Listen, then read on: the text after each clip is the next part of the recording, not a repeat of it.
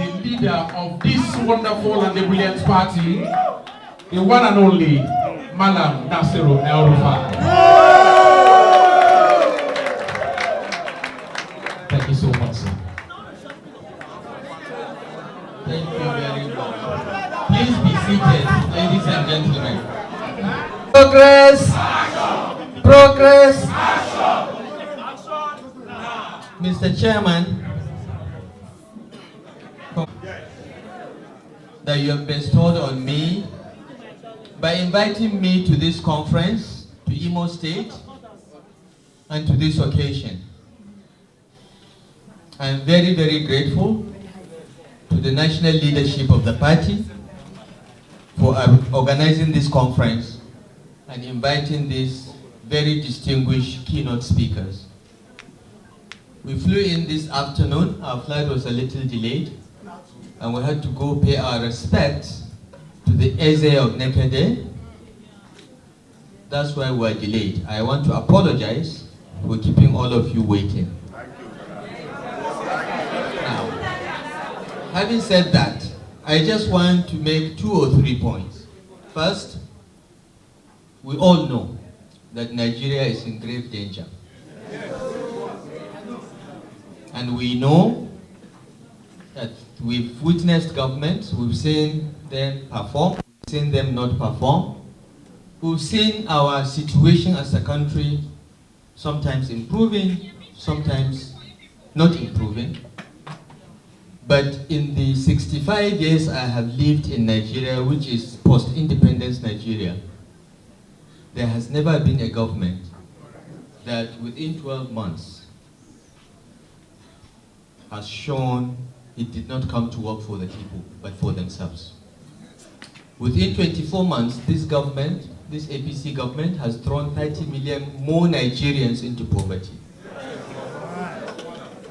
Each and every person that lives in Nigeria, whether you're rich or poor, know the difference between life on 29th May 2023 and life in September 2025. So what I'm saying, ladies and gentlemen, my colleagues in the SDP, is that Nigeria is going down and down. It has never been this bad in my 65 years of being alive in this country. But this is not a conference of lamentations. This is a conference about the future. Our future is in our hands. We must register to vote. We must get everyone that is 16, 17 years of age now and above to register to vote. Because by 2027, they will be 18. Imo State, and indeed the entire Southeast, is lagging behind in the continuous voter registration exercise. This is not acceptable. The only power you have is your vote. It's the only thing you can use to kick out this government and replace it with something better. So I appeal to all of you here, you're all leaders in your own right, to please go back to your communities, to your villages, to your organizations, and encourage every adult to register to vote. That's the first step. The second step, of course, is to come out to vote on election day and vote against the APC. Number 2, as you are aware, we have adopted a party for the coalition, the African Democratic Congress, the ADC. So why am I here speaking to SDP chieftains? I'm here to tell you that the adoption of the ADC is the first step. There are further steps where other opposition parties like the SDP, the NNPP, even the PDP or whatever is left of it, will join this coalition. This is a coalition to save Nigeria, to save Nigeria from extremely bad governance, a government of cronies that we have never seen in our history. And we must all come together. We must have an open mind of coming together, putting all our capabilities together and confront the evil that is in the villa. We must do it with single-minded focus, and we must put all our differences aside and ensure that this is done. The third point I want to make is that post-2027, the job of rebuilding Nigeria and bringing back the confidence and feeling of inclusion in governance will start. It's not going to be easy. Every Nigerian must have a sense of belonging. Most Nigerians today don't feel they belong to this country or belong to this government unless they have a Yoruba sounding name. And we must work together. We must not get angry. We must see this as a phase and a lesson on nation building. We must not be bitter or say we will revenge or retaliate what is being done now. But we must go back, work together as a people united, to rebuild institutions that are being destroyed, to appoint people to positions on merit, and to ensure that election time we stand up to protect our votes and not be intimidated by anyone, whether it is police, the military, or INEC. We must register to vote, we must vote and insist that our votes count. This is our message right across Nigeria. I've been going around the country. I've been speaking to many people like you with this same message. For me, it does not matter who is the next president of Nigeria. But I want to see somebody who is competent and who cares about lifting the poorest of us out.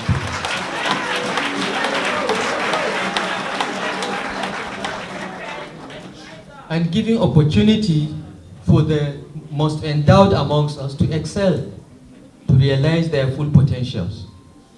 Government should be an enabler of those that are weak to rise, an enabler of those that are strong to be even stronger. No one needs to be shortchanged in a government that is concerned about the people.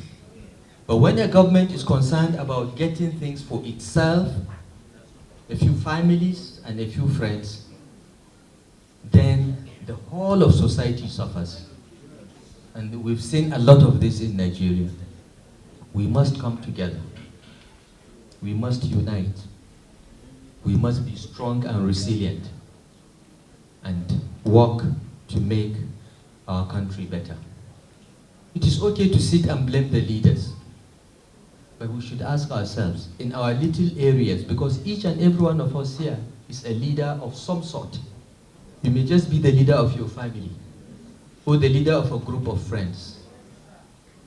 You may be a follower to the governor of Imo State, but in your family, in your schools, in your circle of friends and social interactions, you are a leader too.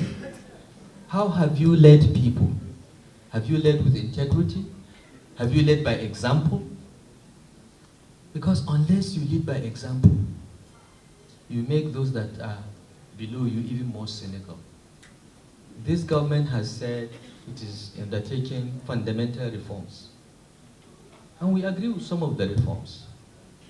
But leaders should lead by example. You can't ask us to tighten our belts while you are buying a new plane and a brand new car for yourself.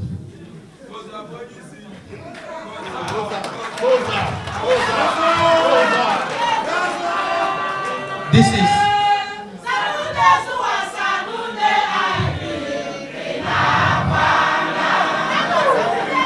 Lafia. Seriously, this is what I mean when I say lead by example. Because the people that you lead are looking up to you to see whether, when you ask them to sacrifice, you're also making a bigger sacrifice. When you ask them to walk, you are running. That's why you're a leader. And when people don't see that, they get cynical, they begin to distrust leaders, and this is what has happened to Nigeria. But I'm appealing to you, my friends, my colleagues, members of the SDP, that we should never, never, ever lose hope. This country is not a geographical expression. It is a creation of God. And we lost 2 million lives to keep this country the way it is. It is too late for us to go back and bring those 2 million lives. But what we can do is to make Nigeria the China of Africa, and we can do it.